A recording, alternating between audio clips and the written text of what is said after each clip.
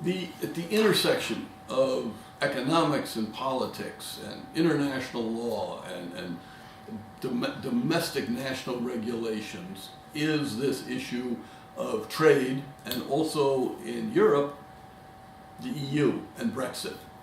What is the value of a nation? What is the role of a nation? Can a nation subordinate itself to an alliance with other nations, to a collaboration? How intense is the collaboration? How much autonomy should be left to the UK, to France, to Germany, to this or that?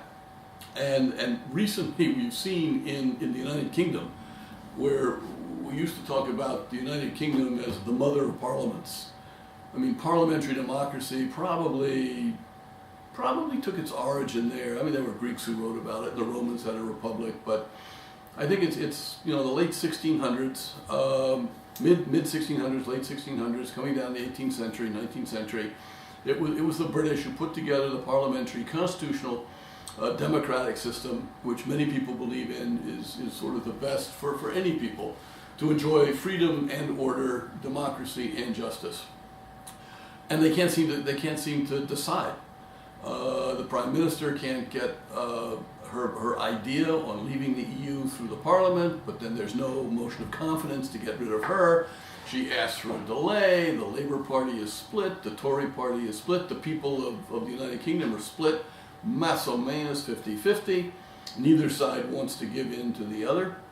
So what's going on? Well, a day or so ago, I called our former chair, now Chair Emeritus, Lord Dan Brennan, who's a life peer in the House of Lords, and I said, Dan, what's going on?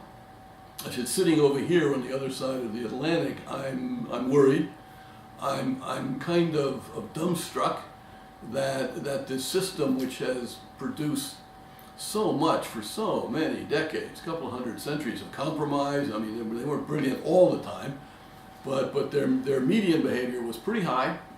And they always seem to be able to work themselves through problems. Now, what's going on?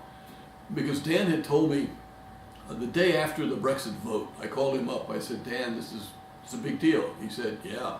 I said, what happened? He said, elite failure. Here we are several years later, and the elites of the UK are still in failure mode.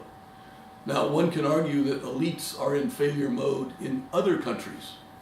And if we are going to try to have a good global system of economics, of growth, of development, of prosperity, of dealing with climate change, of no war, no terrorism, how's this going to happen if we can't organize leadership at different levels and responsible leadership?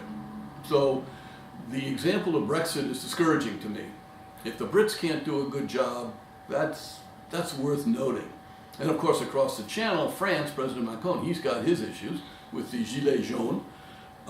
Again, an issue of elites not listening to lower middle class people. I think it is worth all of us reflecting on what is an elite, how should they be recruited, what are their responsibilities, and to whom are they responsible.